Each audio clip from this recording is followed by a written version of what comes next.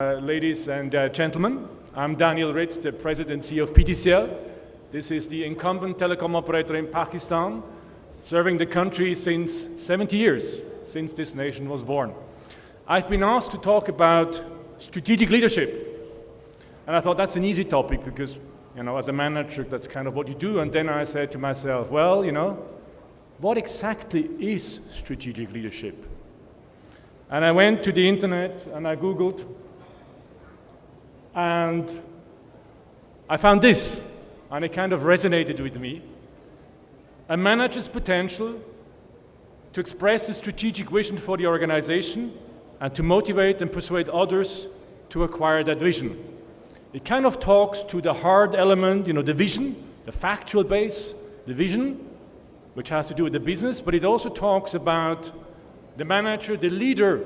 I prefer the word leader over managers because leaders lead as managers manage. The leader to be out there and to make others in the organization part of that vision. Because if I as the CEO have a great idea, and I'm the only one that has the idea and the only one that thinks it's a good idea, what use is it? What use is it is if only my management team and I share that vision? No use. Because at the end of the day, in our organization, PTCL has 20,000 employees across the country. They need to own that vision too. So, okay, strategic leadership is defined. Then I ask myself, what is a strategic leader now that we know what strategic leadership is? And I found this description. Works in an ambiguous environment on very difficult issues that influence and are influenced by occasions and organizations external on their own. And I read this again and I said, somebody wrote my job description. That's me. That's what I do. So it really resonated with me as well. Yeah? So I think now we have a definition, a working definition of strategic leadership and what strategic leaders do. Now let's see what it takes to be effective at strategic leadership. And we have to go a bit back in time to the origins of strategy and see how the world has evolved since and what it means for all of us. And actually, I take you back to the 5th century before Christ, to the ancient Chinese times. And you can read the quote by the famous Sun Tzu, who is accredited with the art of war. And he talks about tactics, and he talks about strategy. And saying the strategy is the stuff that nobody can see, but that's actually what matters. The tactics everybody can see when I conquer, but how I win, that's strategy. And it's interesting, when you go a bit into the history, you will find that strategy actually is derived from the Greek word strategos. I'm not very good at Greek, so I hope I pronounce it correctly. This term then somehow transcended through the times, and it came into the Western Hemisphere in the late 18th century, when Karl von Clausewitz, one of the big military strategists in Western history at least, talked about it and introduced it. And he talked about it as being the art of the general and the art of arranging troops. So the strategy that we talk about today all has its origins in military history. And the key elements at the time, of course, were to gather intelligence, what's going on, what's the enemy up to, what is going to be his next move, what is he going to do, and then giving orders from the general to the troops top down to execute. That's how he got started. And that somehow then also transcended into what we call strategic planning. Some of us that are as old as I am remember the 80s, and to some extent the 70s, then I was still young, but I heard about it. The big strategic planning departments. There were big strategic planning departments, lots of highly trained, educated MBAs sitting in dark rooms without windows and building big models and predicting the future, right? And hoping then that the future would actually evolve as they predicted. So there's a lot about predicting the future based on historic trends, extrapolation, linear models, linear extrapolation, more complex ONR research models that we built to predict the future. And we did extensive data gathering and analysis, and we tried to find the answer to the future from the analytics of what happened before. And of course, this was a very hierarchical organization, so we would give top-down guidance and tell people what to do. That's what a strong leader did at the time. Now, the world around us has changed, ladies and gentlemen. I would say strategic planning is dead. Rest in peace. It's a thing of the past, not of the future.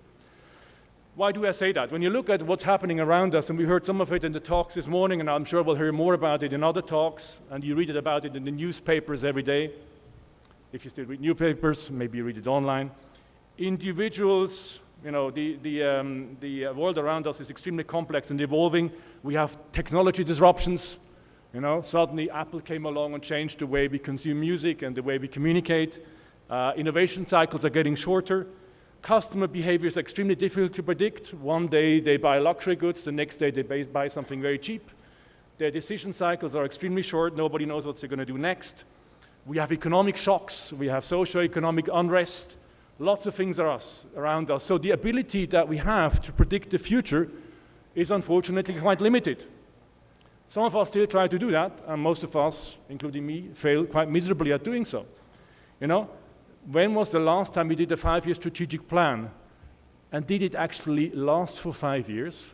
Or did you rather the next year say, you know, scrap that, we'll do it again? Because our ability to predict the next 5 years is pretty close to zero.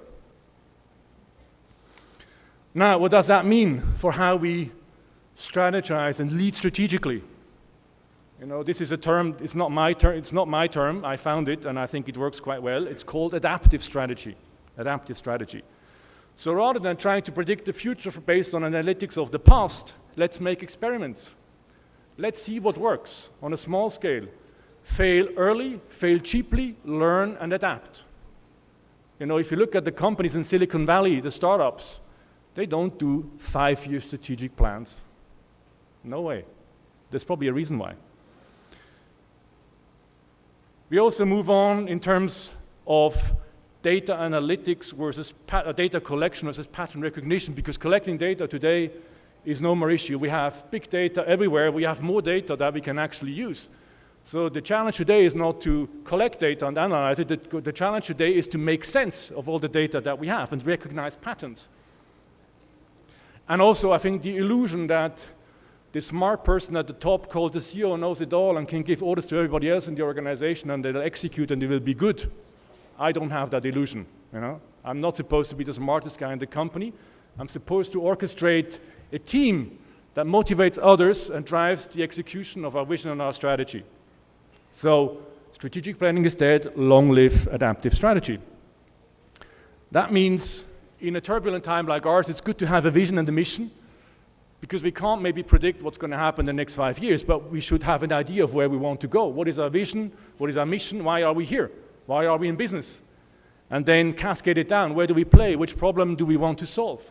Because if you try to solve all the problems of all your customers, you're going to fail. You have to be quite precise and specific. Then the next step is about how will we succeed? What is our competitive differentiation? What is our USP? Our unique selling proposition? Let's be very clear about that, because if you're just a copycat, you're probably not going to be that successful. And lastly, what capabilities do we need? Because all the good things that we can write on a strategy paper and this debate in a boardroom is not going to happen unless and until we have the people to execute. And that's, quite frankly, I think where a lot of us are struggling. It's not a lack of good ideas, it's how do we execute? How do we make it happen? And then you see the arrows also going back. It's not just downhill, it's also back up. You need the constant feedback loops. Every day, every week, every month, you know, what's happening in the field? What does it mean? How do we have to adapt? Remember, we talked about adaptive strategy. Now, enough of the theory. I want to just give you a very brief glimpse of PTCL before I close here. This is our vision and mission. That's the one that we have for PTCL. To be the leading and the most admired telecom and ICT provider in and for Pakistan. And there's a reason why we put not just in where we are, but also for Pakistan. Remember, I told you at the beginning, we've been here for 70 years. We've been here since the birth of the nation. And we want to give something back to that nation. So we're more than a telecom operator. We want to be here for the people in this country and not just operate in this country. Our mission recognizes that we're actually active in 3 markets. Of course, we serve our customers. We want to be the partner of choice. I'll be very upfront, that's not every time happening today, I know. We're working very hard to make it better, and I'll talk to you about that in a moment. We're also in the market to develop people, because people today have a choice. Today they work for PTCL, tomorrow they work for somebody else. I want to make sure that they stay with us So we need to invest in our people, we need to develop them. And lastly, if we do everything well, of course, our shareholders should also benefit. Now, a glimpse of what's happening. You know, if you ask me, are you there on your vision? No, we're not there, but we're working hard to get there. And here are some glimpses of what's happening at PTCL.